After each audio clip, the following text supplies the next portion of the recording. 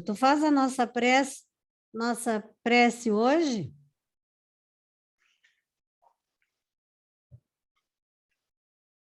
Oi? Faz a nossa prece inicial hoje, por favor. Vamos lá, então. Vamos agradecer, então, a Deus, a todos os nossos guias, mentores, todos os orixás, que possamos ter entendimento de todo o conteúdo que vamos ver hoje. Pai nosso que estás no céu, santificado seja o vosso nome, venha a nós o vosso reino, seja feita a vossa vontade, assim na terra como no céu. O pão nosso de cada dia nos dai hoje, perdoai as nossas ofensas, assim como nós perdoamos a quem nos tem ofendido. E não nos deixeis cair em tentação, mas livrai-nos do mal. Amém.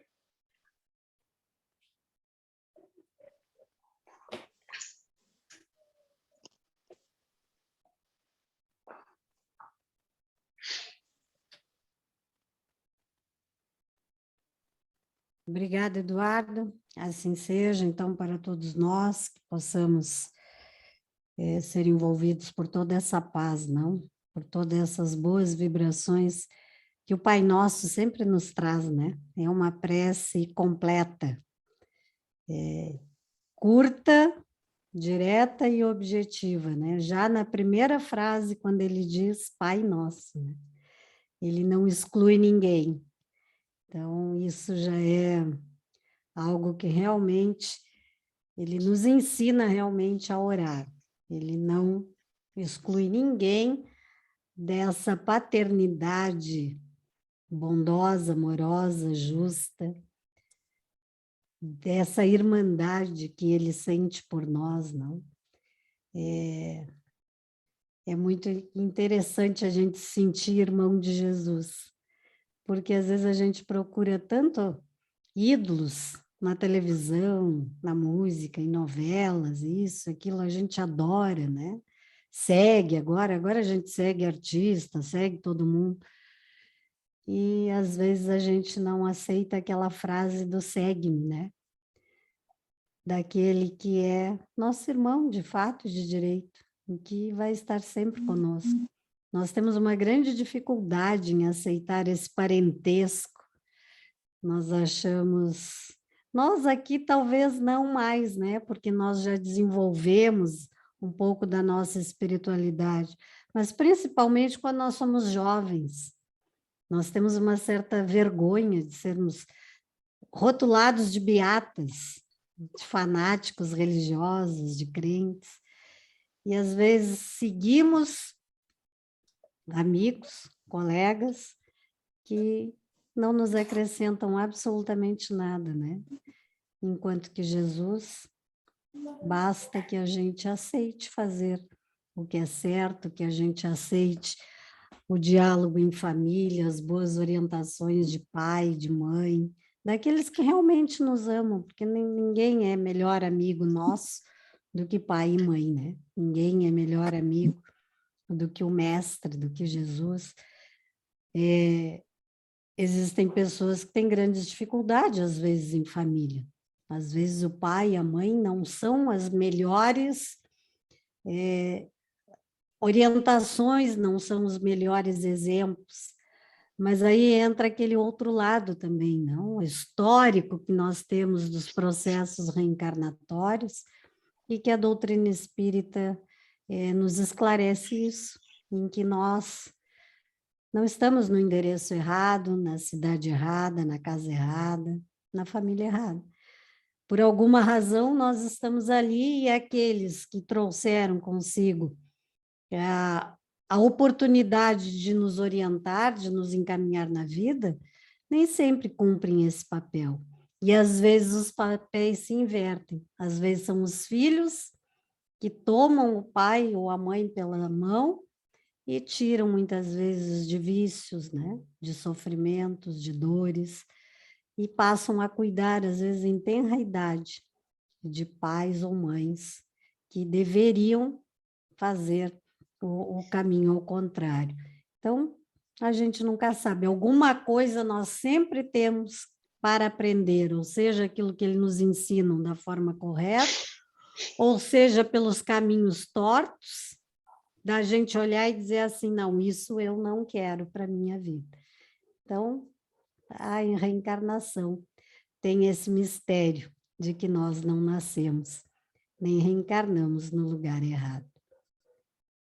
Apenas um preâmbulo pensando no Pai Nosso aqui, mas com certeza nunca foge do nosso assunto, né? Porque a Espiritismo e Jesus se encaixam em tudo na nossa vida.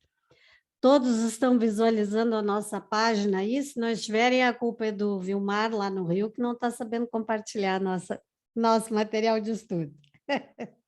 Tá tranquilo, né? Então tá bom. Então vamos lá, capítulo 15. Quem teve a oportunidade de ler aqui, percebeu que ele vai tratar de alguns distúrbios, tomando por arranque aqui a nossa falta, às vezes, de razão para compreender aquilo que nós desconhecemos. Então, o que que vem? Primeiramente, vem o medo, né? Não, eu não mexo com essas coisas, eu tenho medo, é fantasma, é isso, é aquilo. Então, isso acontecia muito. Então, ele começa dizendo assim: há também pessoas que veem perigo por toda parte e em tudo que não conhece.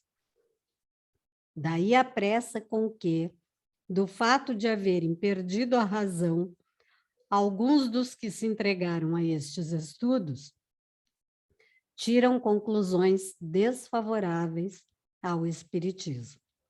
Tá? Por isso que se diz que é uma fé raciocinada. Quando a gente perde a razão, ou das duas uma, ou a gente tira conclusões precipitadas e desfavoráveis, ou a gente entra num fanatismo doentio, né? De uma crítica apenas por preconceitos já estabelecidos na nossa existência. Como é que homens sensatos enxergam nisto uma objeção valiosa? Não se dá o mesmo com todas as preocupações de ordem intelectual que empolguem um cérebro fraco? Quem será capaz de precisar quantos loucos e maníacos os estudos da matemática, da medicina, da música, da filosofia e outros têm produzido?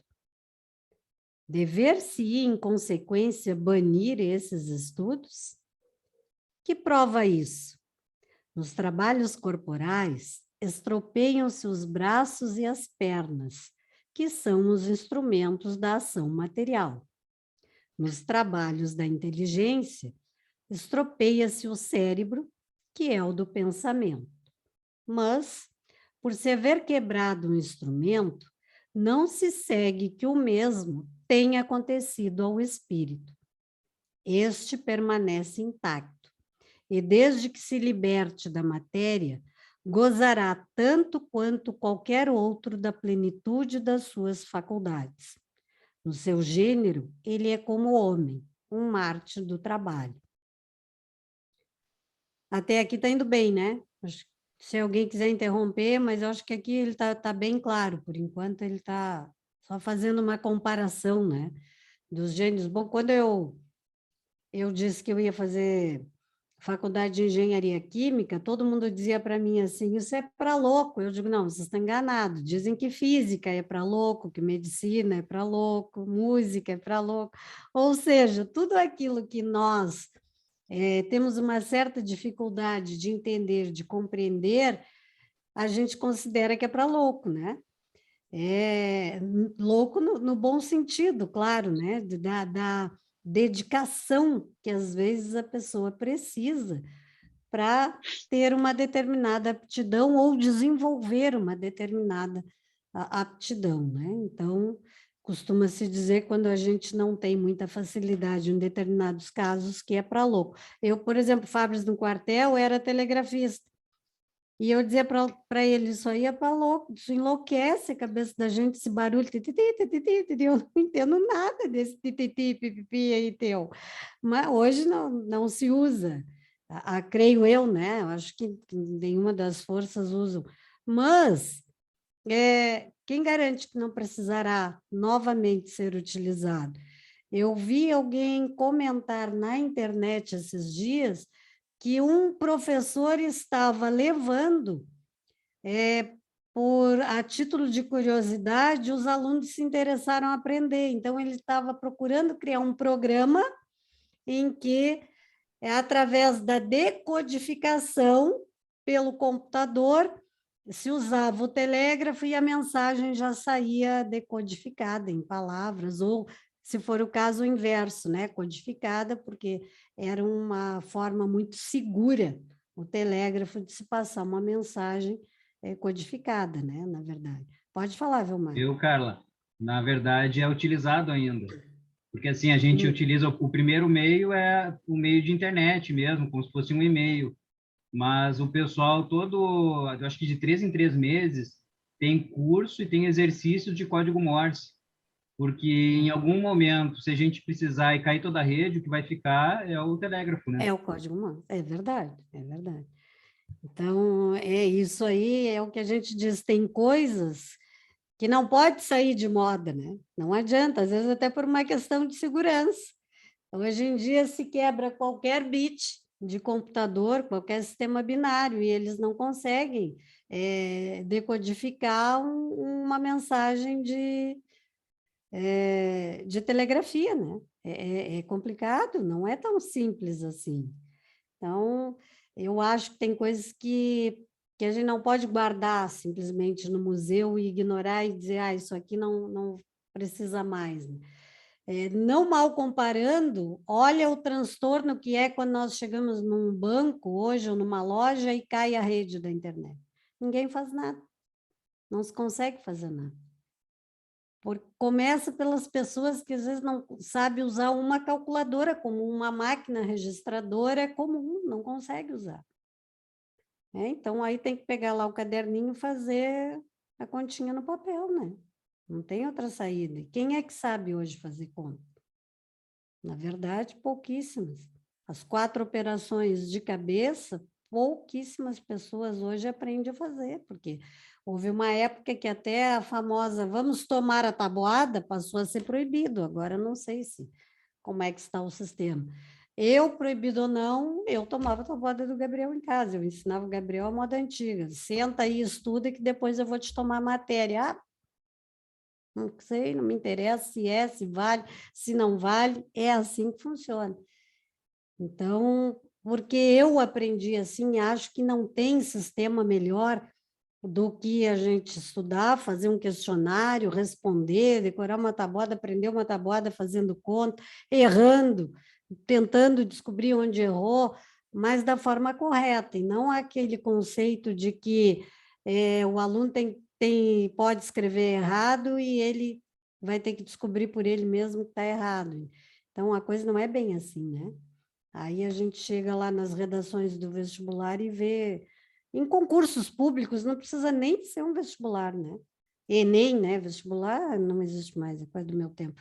Um concurso público aí qualquer, empaca na redação porque não vai, não consegue fazer a diferença entre parágrafo, frase, início, meio e fim, desenvolvimento, né? Introdução, desenvolvimento e conclusão, não consegue. Por quê? Porque não tem o hábito da leitura também, né?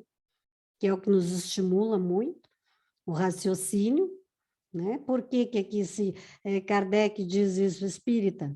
A espíritas, amai-vos e instruí-vos. Instruí-vos por quê? Porque a gente só vai conseguir entender através do estudo, da leitura. Mas eu não sei ler, então eu não posso ser espírita? Pode, porque tu não sabe ler, mas tu escuta. Então, desenvolve a tua audição, presta atenção naquilo que está sendo dito, né? Nós tínhamos um senhor lá no Bolacha, aqui em Rio Grande, que ele era da nossa casa espírita. E ele não sabia, ele era analfabeto. E nós gravávamos o Evangelho segundo o Espiritismo para ele, e ele levava para casa para ele fazer o evangelho no lar, escutando as gravações dos textos evangélicos. Então, isso é boa vontade da pessoa, né? Quer aprender, de alguma forma ou de outra pessoa quer aprender. Então, essa questão, voltando aqui, da questão da loucura, de a gente não conhece, a gente não... Todo conhecimento está ao nosso alcance, todo, basta que nós tenhamos boa vontade de aprender. Obviamente que, às vezes, numa reencarnação, a gente não consegue, né? Estimular todas as nossas faculdades e conhecer todas as culturas, todas as línguas, é praticamente possível. Por isso se faz necessário reencarnarmos várias vezes, porque para chegarmos ao nível crístico, como Jesus, né, que teve todo o seu processo de evolução, é o governador do mundo, é quem ajudou na construção do nosso planeta Terra, tem que ter conhecimento de todas as faculdades, química, física, biologia, astronomia, anatomia, botânica, física quântica, tudo isso. Porque ele precisava de tudo isso para organizar, para determinar todos os períodos que a Terra precisou passar até chegar ao nível de estar pronta para receber os primeiros homens, né? E ali os espíritos humanos entrarem no seu processo de evolução. Mas, para isso, ele passou também por todos os seus processos evolutivos. E para lá nós estamos indo, né? Então, precisamos realmente aprender e entender que o conhecimento é necessário e fundamental no nosso processo de evolução. Pode falar, Jaque. Pegando esse gancho agora, Carla, que tu estava mencionando sobre o processo de evolução, planeta Terra e esse nível, né, que a gente está caminhando para lá. Me surgiu uma dúvida, eu estava estudando, e me surgiu essa dúvida assim, a doutrina diz que a gente não vai mais reencarnar como um animal, correto? Um cachorro, um gato, enfim. Exato. Tá. Mas é correto dizer que nós todos hoje, dotados de inteligência e racionalidade, nós somos de um outro planeta, como os capelinos, que reencarnaram no Neandertal, no Homo sapiens? Nós aqui, hoje? Ou nós somos um processo de evolução do Neandertal? Podemos ser também, né? O que há fases da nossa evolução que não nos é tudo totalmente revelado, certo? Então, nós podemos ter começado o processo reencarnatório, veja que nós começamos assim no mineral, no vegetal, no animal e no hominal, tá? Passamos por todos esses processos, mas não necessariamente viemos todos do mesmo local. Então, nós desconhecemos as nossas reencarnações passadas, certo? Alguns podem ter reencarnado sempre na Terra, outros podem ter reencarnado em mundos similares à Terra, de expiações e provas, mas a nossa tendência é sempre evolução, tá? Então, nós não vamos voltar mais aquilo que nós fomos no período da nossa criação, certo? Mas e se houver necessidade, por exemplo, agora quando a Terra se transformar num mundo de regeneração, e eu não cumpri exatamente com o meu processo reencarnatório, eu posso voltar no mundo de expiações e provas? Pode. Mas aí eu vou voltar com um Neandertal, vou voltar com um homem pré-histórico? Não necessariamente. Tu podes renascer, reencarnar exatamente no período em que tu começastes a prestar atenção, que tu tinhas, vamos dar um exemplo, um determinado conhecimento e usasse aquele conhecimento para o mal. Digamos que tu vai reencarnar nesse novo mundo de expiações e provas lá pelo século XVIII, o que corresponde ao nosso século XVIII hoje, tá? Mas eu não posso reencarnar lá no período pré-histórico? Pode, mas o conhecimento que se tem, ele não fica perdido. Tu podes reencarnar lá para auxiliar na descoberta, naquelas descobertas que aconteceram através do homem pré-histórico, até que nós chegássemos à tecnologia que nós temos hoje. Isso significa regredir? Não, não significa retrocesso. Significa colocar em prática aquilo que tu não soube aproveitar quando estavas mais adiante, né? Não soube colocar em prática e não te deu o aval para que tu pudesse passar para um novo mundo. Lembrando sempre que cada caso é um caso, cada um de nós é um histórico pessoal, né? Totalmente pessoal. As minhas escolhas podem interferir junto àqueles que estão comigo, mas diretamente no meu processo reencarnatório, elas afetam apenas a mim, né? Ninguém cai junto comigo. Eu sou única e exclusivamente responsável pelas minhas escolhas. Se eu precisar voltar num período em que eu tenha que aprender novamente aquela lição, eu vou voltar. Mas tudo que eu adquiri permanece comigo. Em um determinado momento, aquela memória será ativada e eu vou começar a colocar aquele aprendizado em prática. Foi o que aconteceu com o pessoal que veio de Capela, né? Eles vieram e foram colocados em em diferentes povos, o povo hebreu, o povo egípcio, o povo romano, em diferentes pontos, para que cada um desenvolvesse ali um determinado conhecimento, né? Então, no povo romano, nós vamos ter ali as leis, por exemplo, né? O povo hebreu, nós vamos ter a fé, né? Então, todas essas conjecturas que foram formadas para que a humanidade começasse a se expandir, vieram com os exilados de Capela. Os de mais alto nível, de capacidade mais elevadas, já se sabe que em 99% já voltaram, já reencarnaram no planeta de regeneração correspondente ao período que eles foram exilados para a Terra, né? Então, eles entraram lá. Alguns permaneceram aqui.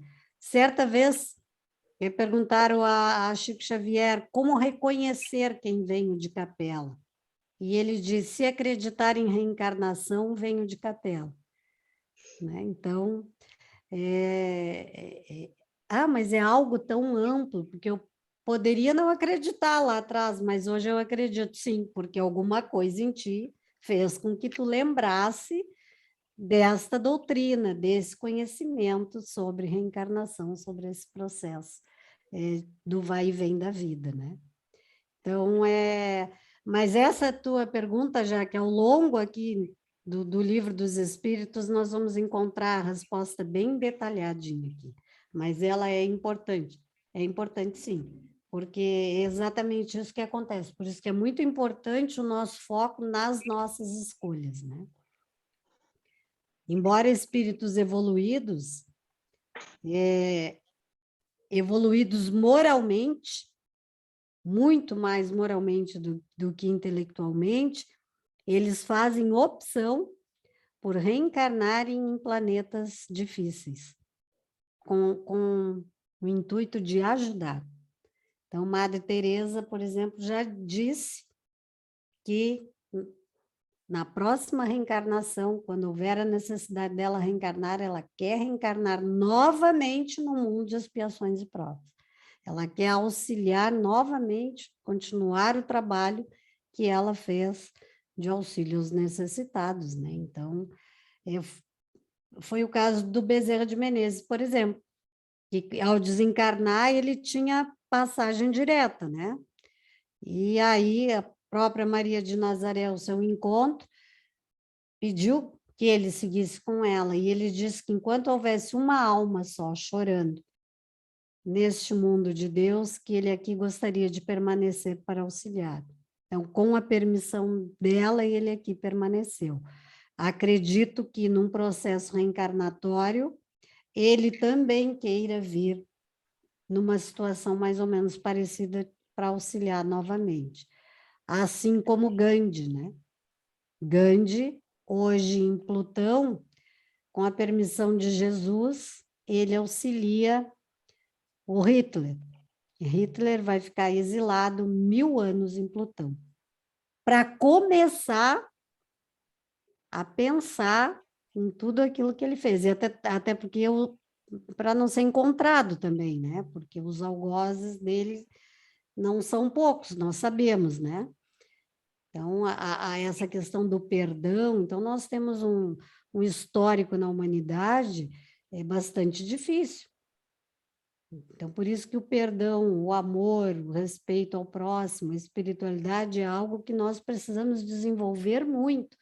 Agora, imagine o próprio Gandhi pedir a Jesus para cuidar, então, ele vai, invariavelmente, não sei de quanto em quanto tempo, ao encontro do Hitler em Plutão para dar essa forcinha lá, bater um papo com ele, né? Ensinar uma meditação, eu acho, né? Porque a gente gostando ou não, ele também vai evoluir, né? A gente, hoje, encarnados aqui, se alguém chegasse para nós e dissesse assim, quem quer recebê-lo por filho? Todo mundo cair fora, né? Ninguém quer. Ninguém quer correr o risco, né? Mas nós sabemos que, por justiça divina, por misericórdia divina, ele também será um espírito evoluído como qualquer um de nós, apesar de todo o mal que ele represente para a humanidade ainda hoje, né? Então, para lá nós nos encaminharemos, se Deus quiser.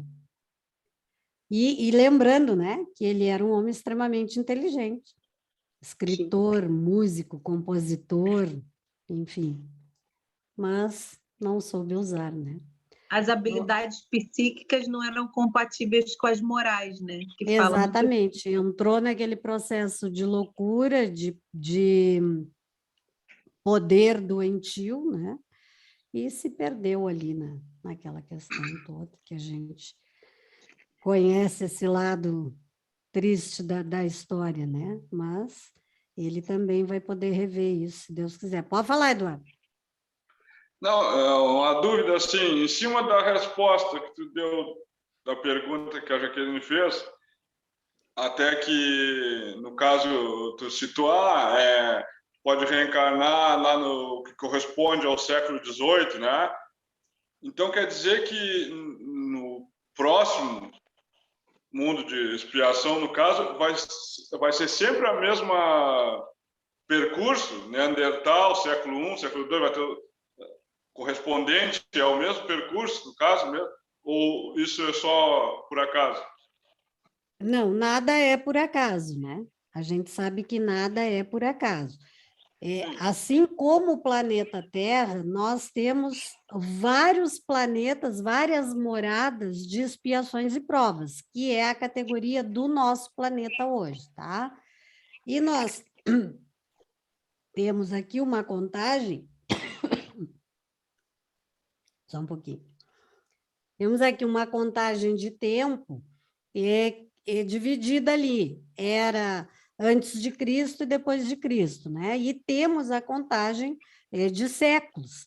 Então, eu citei séculos comparando com o nosso mundo hoje. Não sei te dizer se é assim também em outros planetas de expiações e provas, entendeu? Não sei te dizer. Mas o processo de evolução, ele é característico de cada morada. Não sei se todos os planetas de expiações e provas são iguais à Terra na sua construção geológica também.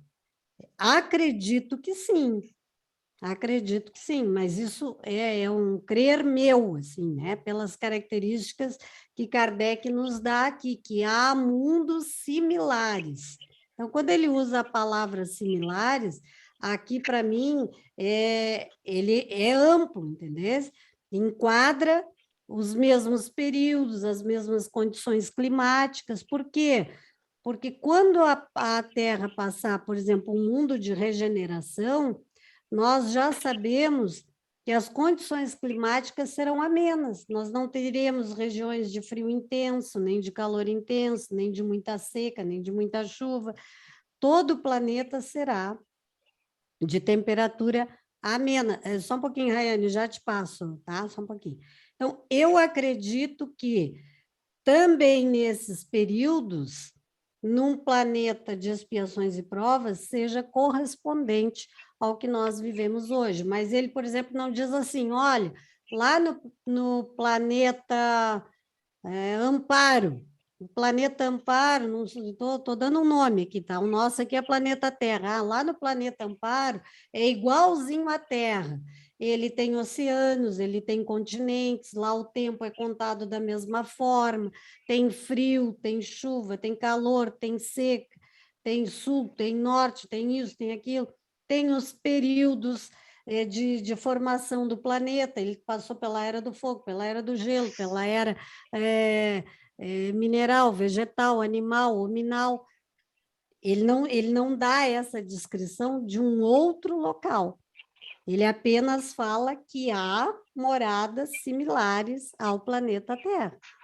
Então, nesse há moradas similares, a gente conclui que dentro desses similares estejam também os mesmos períodos pelos quais nós passamos aqui na Terra. Tá? Desculpa se eu não te ajudei muito, mas a gente não tem uma resposta específica, assim, ó, e objetivo, porque como ele diz, há segredos que são só de Deus, que nem tudo ele nos revela, entendeu? Mas pelo andar das palavras dele, a gente conclui que seja mais ou menos assim, tá? Ficou claro? Entendeu?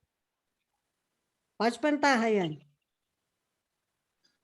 Não, eu ia falar que, como você falou de capela, e eu estava lendo o livro essa semana, né? Até mostrei a vocês. Aí tem uma parte que ele fala sobre isso. Aqui, em resumo, eis a evolução do tipo humano. Aí vê se dá para fazer um link com essa pergunta do Eduardo. Tipo de evolução primata. Aí, preconsul, a primeira, 25 milhões de anos. Quer dizer, se vem vindo, aí vem esse primeiro grupamento. Homo erectus, segundo grupamento. De acordo com a escala evolutiva mesmo. Ele fica esperando a hora, né?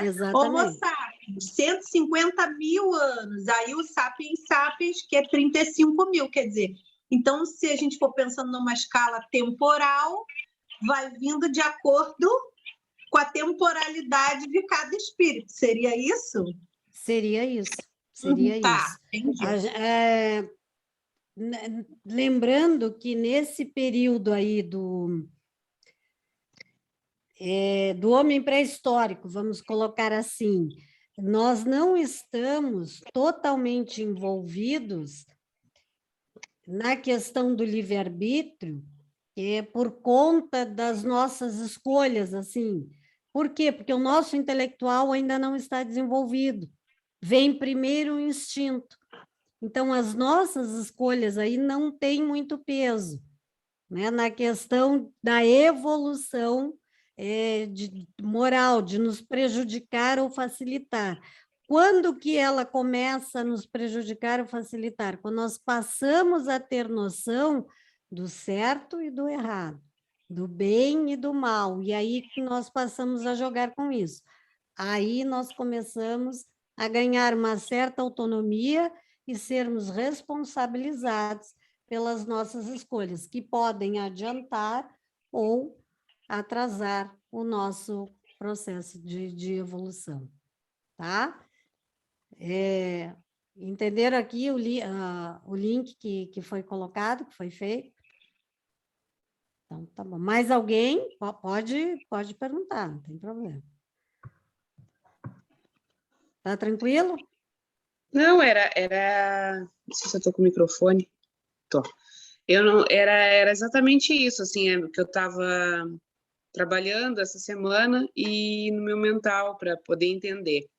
Porque já que Capela, né, é uma região bem mais evoluída, vamos dizer, não moralmente, sim, moralmente também, porque se foram exilados é porque não comportavam mais aquela imoralidade lá naquela região, naquela geografia, vamos dizer assim.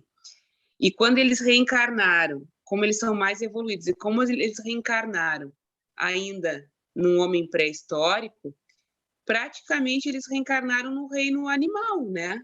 Eles vieram do hominal, foi o meu entendimento. Eles vieram do reino hominal e reencarnaram no reino animal. Então, não seria aí um retrocesso?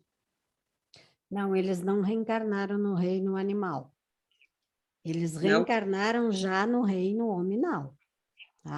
Já estava ascendendo a outro reino. Já estava ascendendo a outro reino. Por quê? Pela questão da inteligência, né? Pela questão da inteligência. Assim, ó, eles auxiliaram na formação dos povos, né? Então, eles reencarnam a partir depois do homem pré-histórico. Eles começam a reencarnar na formação dos povos, quando vai ser estimulada a religião, a fé, a cultura, todas essas questões aí. Então, por isso que eu falei, a gente até volta num mundo similar ao nosso, mas normalmente no período correspondente é onde a gente parou lá, onde fomos exilados, tá? Digamos que a gente vai reencarnar novamente no mundo de expiações e provas para ajudar, provavelmente a gente vai reencarnar ali no século, nós nascemos no século XIX, século XX, vai ser por ali que nós vamos reencarnar, para ajudar naquele período, tá? Certo.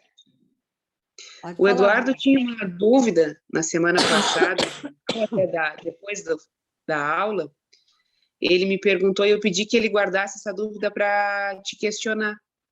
Agora, eu não me recordo o que era. Tu lembra, Eduardo? Para que a gente não perca esse teu questionamento. Não lembras? Pois é, não lembro. Quando eu lembrar, depois eu passo para... Vão tentando lembrar. É bom quando a gente tem esse questionamento anotar, né? Porque às vezes de uma semana para outra a gente acaba esquecendo. Na hora que pintou a dúvida, já dá uma anotada ali. Pode falar, Vilmar. Não, só para colaborar, tem um livro do Robson Pinheiro, que é Crepúsculo dos Deuses, e ele fala sobre esse exílio de Capela. Ele, na verdade, é um encontro de espíritos terrestres com espíritos capelinos, e eles mostram para eles como ocorreu esse exílio. E ele explica que o exílio, eles exilaram eles aqui, alguns vieram no homem pré-histórico, para que eles desenvolvessem, não o intelecto, mas desenvolvessem a moral e o sentimento.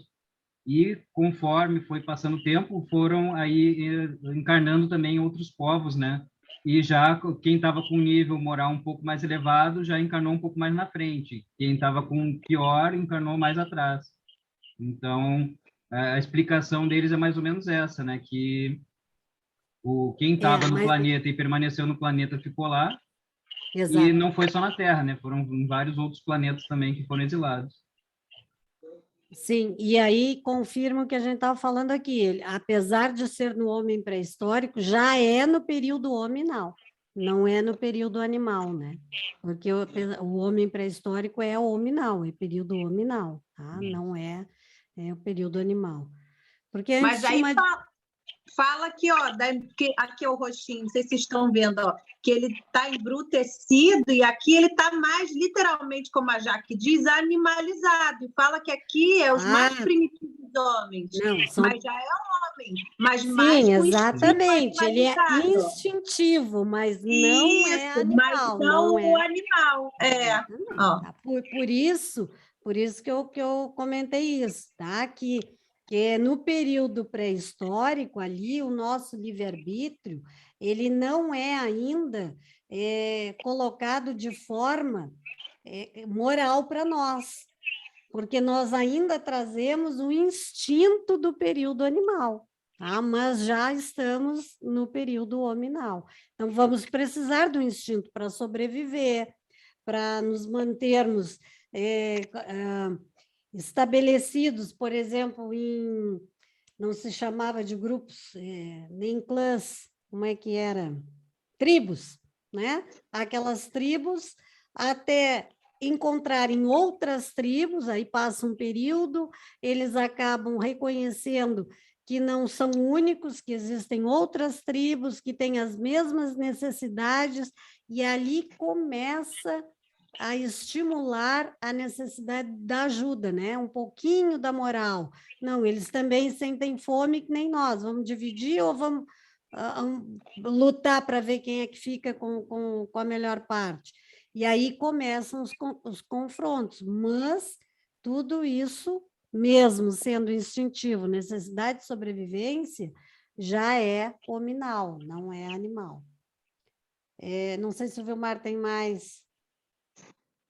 Não? Entendeu, Jaque? Sim, entendi, sim. Me sanou a dúvida, sim. Eu não conseguia fazer essa ligação desse entendimento. Uhum. Seria bom, eu não tenho nenhum livro do Robson Pinheiro, né? Que tu falasse, Vilmar? Isso. Uhum. Seria bom pegar esses trechos, assim, onde estão, e a gente poder até comparar, copiar, digitalizar, se for possível, pegar o trecho do... Aquele dia eu fiquei de colocar o trecho da página que a Rayane falou e acabei esquecendo. Eu tive muita palestra semana passada e acabou que eu esqueci. Mas da gente poder fazer isso, digitalizar, comparar, lermos juntos, ver o que nós concluímos, como que a gente entendeu, porque hoje, lembrando que aqui quando Kardec trouxe isso, era só ele que falava sobre isso, né? Então, hoje nós temos vários livros, vários autores, claro que tem gente que, por assim dizer, viaja às vezes também, né? Tem coisas que não, mas a gente tem capacidade de filtrar, de selecionar e saber, não, isso está de acordo, isso realmente foi assim que aconteceu, tá? O livro, o Crepúsculo dos Deuses, está com a Rayane. Eu deixei para ela ler depois para ser doado lá para a nossa biblioteca. Legal. Então, Rayane está contigo. Tu vai digitalizar essa parte. Tem que ler Pronto, primeiro. já tem tarefa para a aula da semana que vem. Digitalizar, passar para nós. Eu ainda não li, mas eu vou ler. Vai ser o próximo. Ele te passa a página ali para tu destacar para nós aí o livro. Tá. Tá bom? Então tá. Mais alguém ou continuamos aqui? Tá tranquilo? Deu, Jaque? Deu. Obrigada. Então vamos lá. Merece. Não está rodando? Tá. Todas as grandes preocupações do espírito podem ocasionar a loucura. As ciências, as artes e até a religião lhe fornecem contingentes. A loucura tem como causa primária uma predisposição orgânica do cérebro, que o torna mais ou menos acessível a certas impressões, tá? Dada a predisposição para a loucura, esta tomará o caráter de preocupação principal. Então, primeira coisa, entender que a loucura é uma disposição primária do cérebro, é algo orgânico, certo?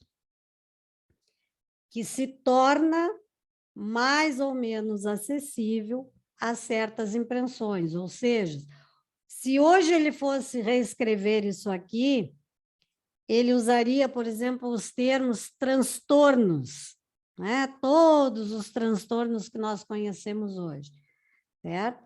Então, por isso que ele diz, dada a predisposição para a loucura, esta tomará o caráter de preocupação principal, que então se muda em ideia fixa, podendo tanto ser a dos espíritos, em que com eles se ocupou, como a de Deus, dos anjos, do diabo, da forma, do poder, olha o Hitler aí, ó, de uma arte, de uma ciência, da maternidade, de um sistema político ou social.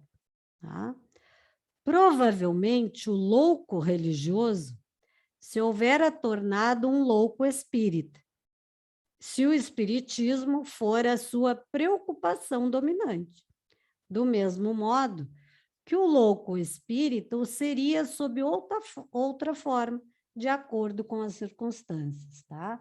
Então, veja que ele não tira o espírita de nenhuma situação. Pode acontecer com qualquer outro louco, com qualquer outro setor, como pode enlouquecer o espírita também. Não?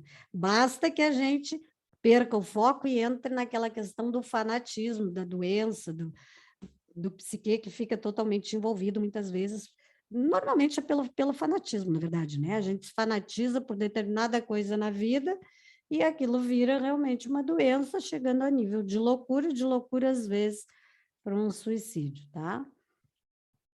Digo, pois, que o espiritismo não tem privilégio algum a esse respeito. Vou mais longe. Digo que, bem compreendido, ele é um preservativo contra a loucura. Quando bem compreendido, né? Por isso que ele fala na fé raciocinada. Entre as causas mais comuns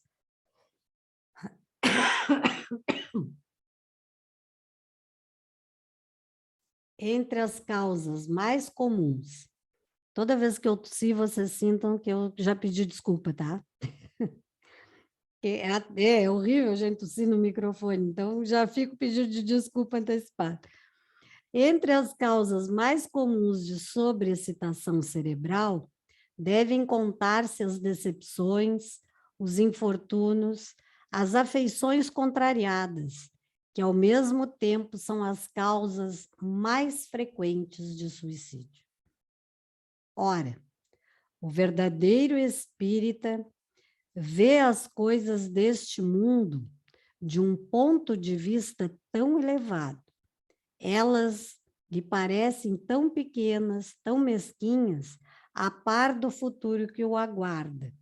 A vida se lhe mostra tão curta, tão fugaz, que aos seus olhos as tribulações não passam de incidentes desagradáveis no curso da viagem. Ou seja, quando nós, espíritas, espiritualistas, temos essa visão do mundo além do mundo encarnado que nós estamos, todo e qualquer problema não passa apenas de incidentes desagradáveis. Por quê? Porque nós sabemos que todo aprendizado requer uma prova, né? Requer uma dificuldade. Conforme tu vai sendo aprovado, o grau de dificuldade também às vezes vai aumentando. Não é assim?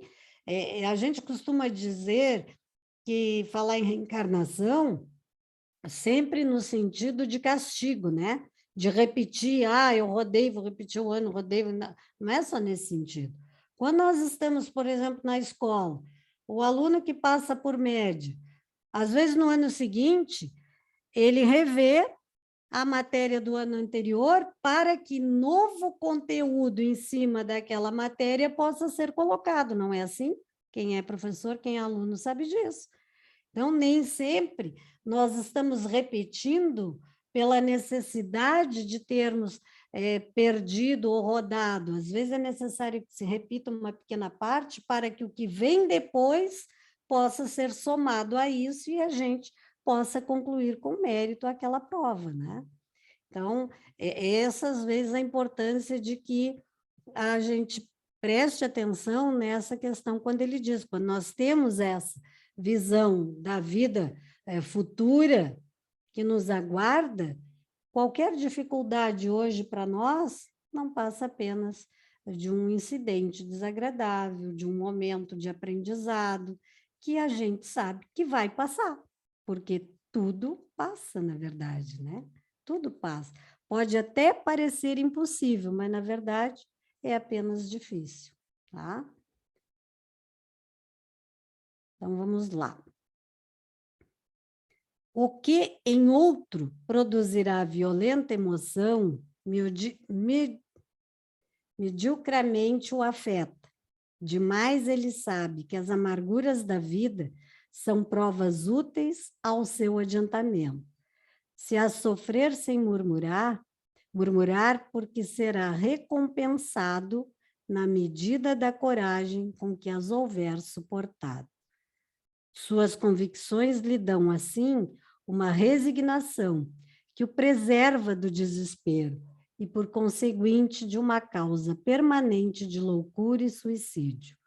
Conhece também pelo espetáculo que as comunicações com os espíritos lhe proporcionam qual a sorte dos que voluntariamente abreviam seus dias, e esse quadro é bem de molde a fazê-lo refletir, tanto que a cifra muito considerável já acende o número dos que foram detidos em meio desse declive funesto.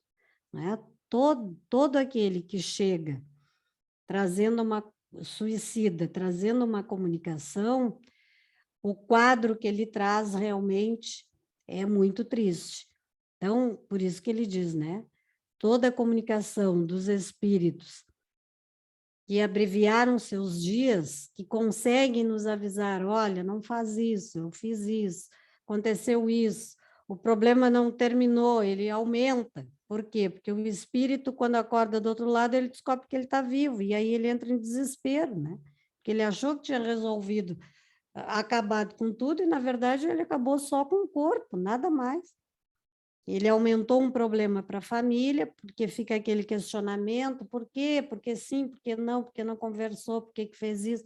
Normalmente, nunca se sabe, né? Dificilmente eles conseguem deixar por escrito ou gravado por que tomam aquela atitude, porque aí é algo que realmente foi bem premeditado, né? Olha, eu vou organizar tudo, vou passar no cartório, vou fazer um testamento, chego em casa, tomo banho, troco de roupa e me mato. A gente sabe que não é assim, né? Ainda mais aqui num processo de loucura do qual ele está se referindo. Então, o equilíbrio é a melhor herança, né? É a melhor forma de nós nos mantermos com a mente sã e o corpo são, né? Considerando detidos em meio desse declive funesto.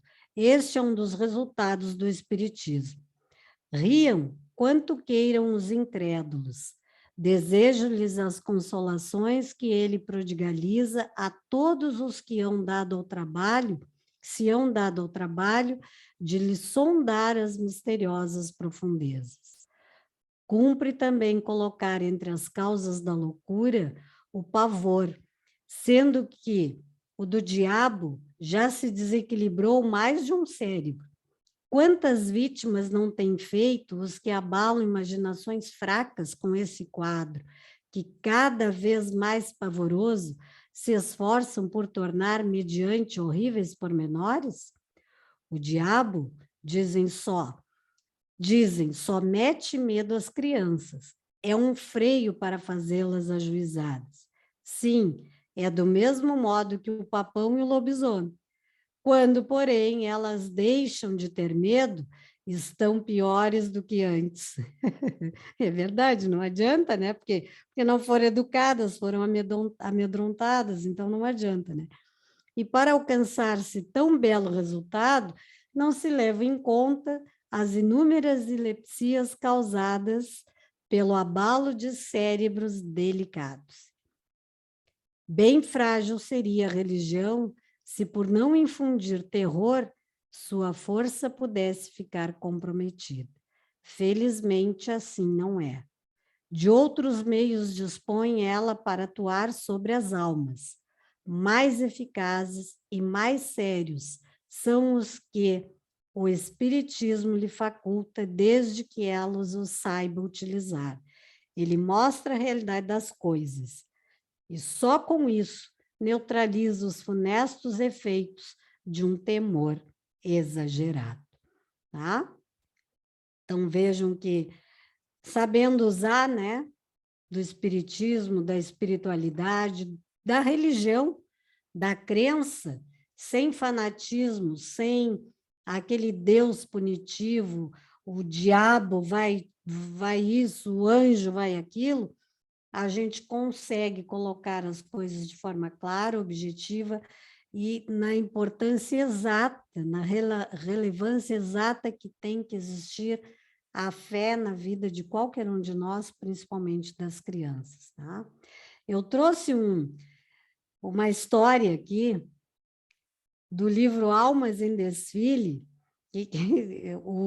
chega até a ser engraçado, mas na verdade não é por conta do golpe de vento que a criatura levou mesmo, né? do susto, pelos cuidados que nós temos que ter com a mente, tá? E ele começa dizendo assim, ó, ele conta a história. Ali na solidão do quarto de estudo, Joanino Garcia de cerrar a grande janela à procura de ar fresco. Repousara minutos breves. Agora, porém, acreditava ter chegado ao fim. Julgara haver lido numa obra de clínica médica a própria sentença de morte. Olha o que a gente faz indo lá na internet buscar porque está com dor na unha.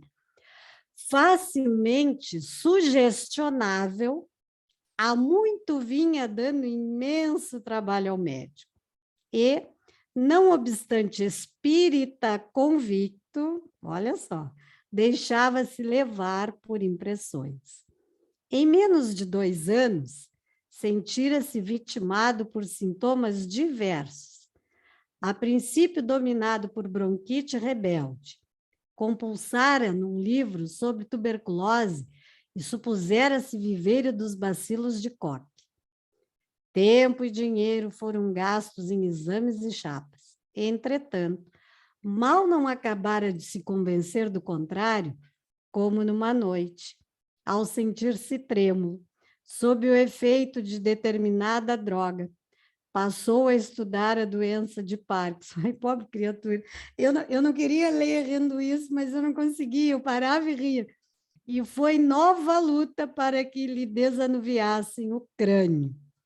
Joanino mostrara-se contente por alguns dias. Entretanto, uma intoxicação alterou-lhe a pele e ei-lo crente que fora atacado pela púrpura hemorrágica, obrigando o médico e a família a difícil trabalho de exoneração mental.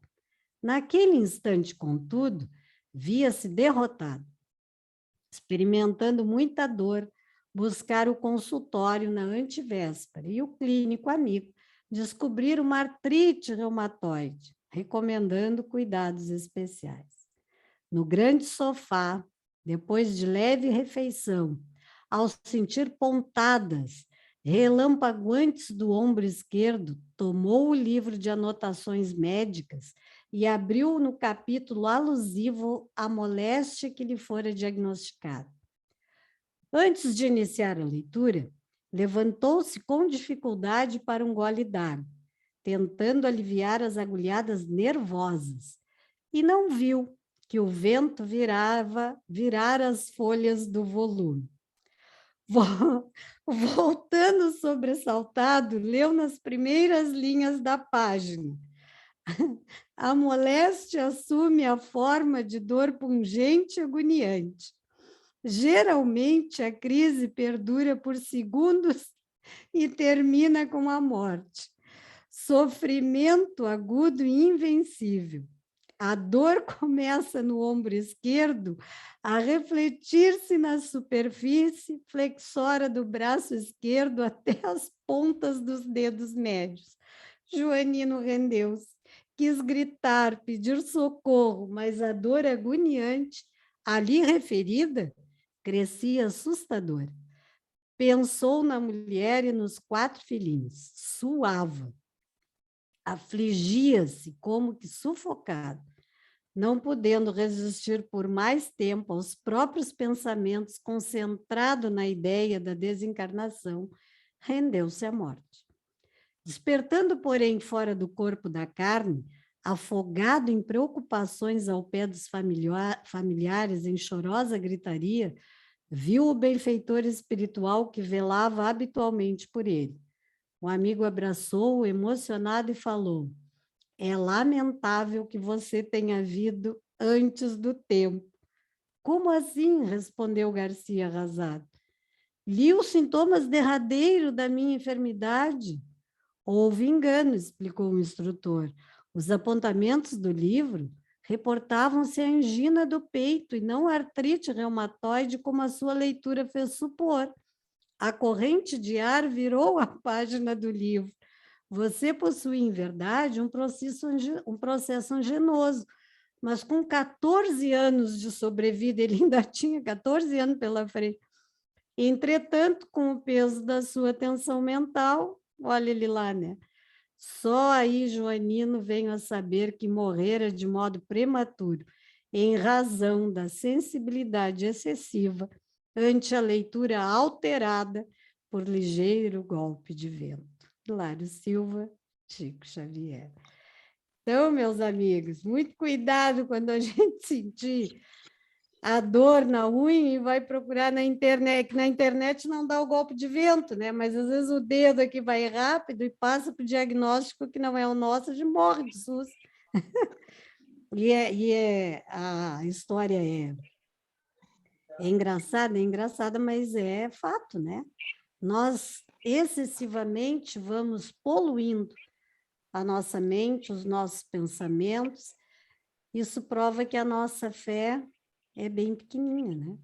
E aí, a chegarmos à loucura, o espiritismo, o espiritualismo, qualquer crença, muitas vezes não nos consegue tirar destas formas, pensamentos, de todo esse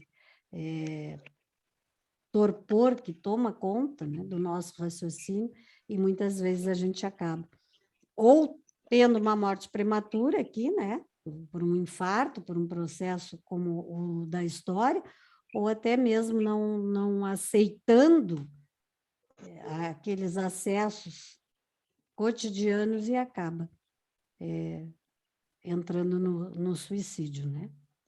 Então, espero que vocês tenham gostado da nossa história de hoje, com as nossas preocupações em relação ao estímulo da nossa fé e da fé raciocinada, principalmente, né?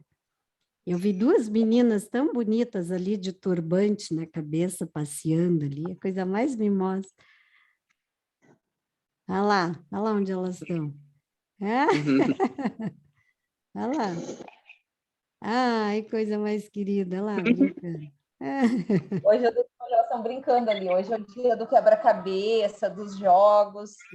É o dia sem televisão hoje. Ah, isso é bom, isso é muito bom. Vamos estimular a memória. Alguém? Veio muito a calhar esse tema, agora por último, com um estudo que nós fizemos ontem sobre o lixo mental e a preocupação sem ação. A preocupação que não nos coloca em uma ação ou se ocupando, e sim se preocupando, formando muito lixo mental, em que a gente não usa e acaba degenerando aceleradamente o nosso corpo perecível. Exatamente. Que a gente tem ali um aparelho, vamos dizer assim, cada um com a sua longevidade, mas que a gente acaba diminuindo muito frente a tanto lixo que a gente coloca, né, de maneira exagerada para dentro do nosso conteúdo mental. Exatamente. Isso é uma das causas da ansiedade, inclusive, né? Dos transtornos de ansiedade hoje. A gente não consegue esperar, então tu vai sofrendo por antecipação, às vezes. Além de todo... Alzheimer. Exatamente. Oi, Eduardo, repete. No estudo esse, é um vídeo daquela mesma mulher que até eu mandei para o Gentil, da Anete. Eu mandei um vídeo uma vez para o Gentil, não sei se chegou a ver, do Pai por Jesus é mais leve. Exatamente, da doutora Anete Guimarães. E é a mesma mulher, o estudo todo esse aí do lixo mental é por causa do Alzheimer, que acelera cada vez mais, vai ter gente mais nova com Alzheimer por causa do lixo mental. Exatamente, Ela tem estudos bem interessantes. Ela fazia lá também, trabalhava lá no Evangelho da Rede também, não com o Evangelho da Rede, mas ela tinha outros programas lá que ela fazia. Depois ela criou o próprio canal, aí ela saiu. Mas ela tem estudos muito interessantes sobre isso, assim como o Dr. Décio Andoli também tem. Então, vale muito a pena assistir, assim. Esse vídeo dela sobre o lixo mental eu já assisti também, é muito bom, muito bom. E essa... Eu tenho uma colocação sobre isso, se eu posso. Deve. Sobre o que a gente pensa. Uma amiga, uma vez me disse assim, que aqui a gente tem o poder de escolher, né, o que vai comer, o que vai vestir, que no tempo dela isso daí era uma... que ela não tinha. Porque essa amiga é a vovó que a Rai incorpora. E daí eu disse assim, e tu, não, vocês, e principalmente tu, não escolhe o que pensar. A tua cabeça, ela vira um turbilhão o tempo todo. Então, fica lá ruminando pensamento, e todos os pensamentos vindo junto. E isso é enlouquecedor. Exatamente. Então, tu que é da área das informáticas, faz assim, deleta esse não, esse não, esse não e esse não. Exatamente. E daí, como a gente está falando sobre essa questão desse lixo mental, na verdade é o lixo que a gente permite que entre, né? E que fique ali, ruminando. Exatamente. Daí E, eu às lembro que ela... vezes, e às vezes a gente nem precisa, não é só o caso da gente permitir, né? Às vezes nós buscamos esse lixo mental também. Às vezes nós fazemos questão. A gente faz questão de trazer para a nossa vida coisas que nos perturbam, preocupações além daquilo que nós já temos, né? Que não nos acrescentam absolutamente nada, mas a gente faz questão de trazer aquilo para a nossa vida. E isso acarreta em quê? Nas doenças, né? E hoje, especificamente, em todos esses transtornos que nós conhecemos. Transtornos obsessivos compulsivos, transtorno do pânico, transtorno de depressão, ansiedade, tendências suicidas. Porque exatamente como ela te disse, é o que Chico Xavier dizia para nós. A gente sofre muito mais pelo supérfluo do que pelo necessário. Né? Então, e aí ele comentou, porque eu acho que na época tinha tido uma reportagem de uma socialite na televisão, que ela tinha mais de 100 pares de sapato, e ele ainda usou isso, né? Qual a necessidade de uma pessoa ter mais de 100 pares de sapato? Não é uma centopeia, não vai sair com um par de sapato em cada pé. Então, e na verdade isso... O mundo moderno trouxe isso para nós, né? Nós não temos a preocupação do que comer. Nós temos a preocupação, muitas vezes, com o excesso da comida. Ai, comi demais, isso me fez mal. Então, e ele costuma dizer isso, as pessoas hoje morrem muito mais pelo excesso de comida, pelo abuso, do que de fome. Não desprezando, obviamente, aquelas pessoas que aí não passam necessidade. Mas há muito mais gente no mundo que morre pelo excesso e pelo abuso de um alimento do que gente que morre de fome, né? Então, vejam que esses são os lixos que nós trazemos para a nossa vida, que nós realmente não precisamos. E quando a gente vai daqui, o que nós levamos de todas essas preocupações? O que nós levamos? Apenas o resultado que elas deixam no nosso organismo, no nosso psíquico, no nosso perispírito. Ou a doença, que acaba nos vitimando, como o do personagem da história, né? As doenças existentes ou não, que acabam nos vitimando, as preocupações, as mágoas, os desgostos, porque tudo aquilo que nos foi causa desse sofrimento, que nós trouxemos de forma em excesso para a nossa vida, vai ficar aqui. e nem todo mundo irá valorizar da mesma forma que nós. Estou me referindo aqui às coisas materiais, né? Ah, mas a gente tem o direito de ter? Temos, claro que temos o direito de ter. Nós não temos o direito de ficarmos doentes para ter algo que nós desejamos apenas porque está na moda, porque todo mundo tem, ou porque eu acho que eu mereço. Então, aí eu estou construindo esse lixo mental, né? As informações, conversas, às vezes. A maledicência, que é lixo mental pior do que a maledicência, o que ela deixa de bom em nós? Nada, né? E a gente, às vezes, ainda faz questão de levar adiante. Então, são muitas formas, né, de lixo mental, e acho que a doutora Nete fala sobre isso, né, Eduardo?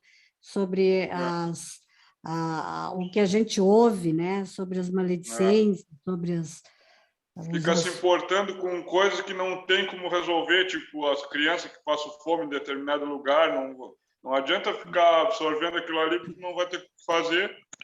Exato. Ou então faz alguma coisa, é aquela faz, então para de se preocupar e se ocupa, vai Exatamente. fazer alguma coisa, vai ajudar alguém, provavelmente se ocupar. Exato, sai da para ocupação, né? Não, agora eu vou sair da oração para a ação, porque não existe oração melhor do que as mãos envolvidas no bem, né? Então, e de todas essas formas, eu tenho uma amiga que também diz isso para nós, assim. Ela diz que sempre tinha muita pena quando ela via a criança sofrendo, quando ela via pessoas assim, por exemplo, lá na África, aquelas regiões de seca que sequer venham a conhecer o sabor de uma água potável. E ela disse que começou a se dar conta que tudo está no lugar certo, porque aquilo para nós tem que ser um estímulo de caridade, obviamente, até porque amor ao próximo é a lei máxima de Jesus. Mas também tem que nos fazer perceber que dentro do processo de reencarnação, por alguma razão eles estão ali e precisando passar por aquele aprendizado. Então, o número de espíritos esperando para reencarnar é tão grande que nós não temos que lamentar, nós temos que orar para que eles tenham forças para passar e aprender alguma coisa. Então, tirar o lixo mental da pena e colocar em ação, né?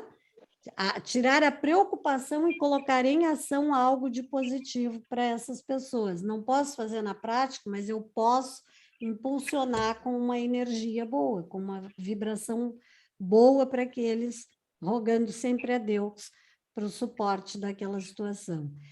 Foi muito legal vocês terem comentado esse vídeo da NET, do lixo mental, porque se encaixa perfeitamente aqui. O Joanino estava de lixo mental até o raiz do cabelo. Morreu de preocupação, justamente. Tá bom? Mais alguém? Pode até colocar lá o link no grupo, se alguém tiver curiosidade de assistir, né? Sempre que a gente comentar alguma coisa aqui, pode colocar lá para o pessoal assistir. A Jaqueline tem que botar. Tá bem, eu coloco.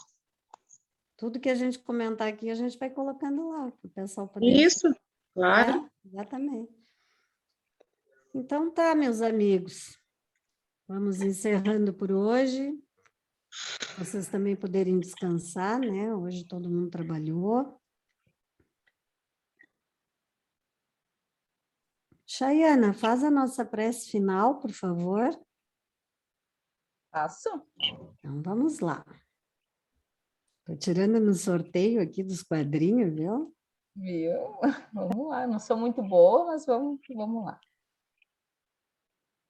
Pai, Deus de bondade, obrigada por este momento de troca, este momento de conhecimento, de aproximação que foi proporcionado.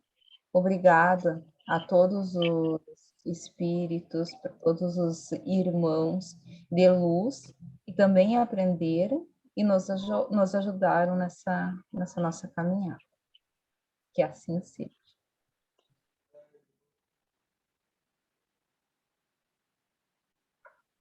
Que assim seja. Muito obrigada.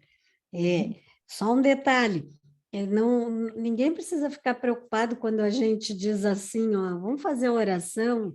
Aí tu disseste, não sou muito boa nisso, eu também fazia isso em seguida que cheguei na Casa Espírita, porque a oração é uma coisa que a gente faz sempre, né? Todos os dias, a gente faz em casa.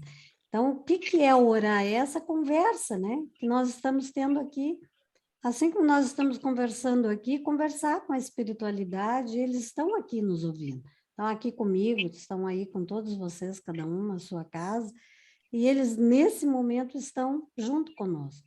Então, a simples palavra que a gente usar, ou o Pai Nosso, ou Ave Maria, seja qual for a prece que vier na intuição de vocês, tenhamos a certeza que se ela nasce do coração, ela é bem assistida e bem acolhida.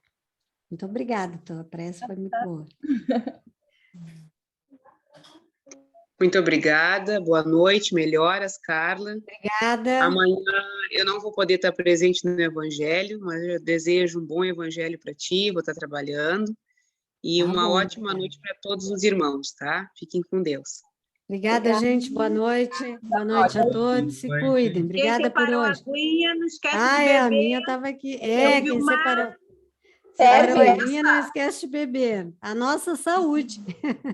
Serve a do chimarrão, foi a que eu trouxe. Tchau, gente. Obrigada por hoje. Tchau, boa noite. Boa noite.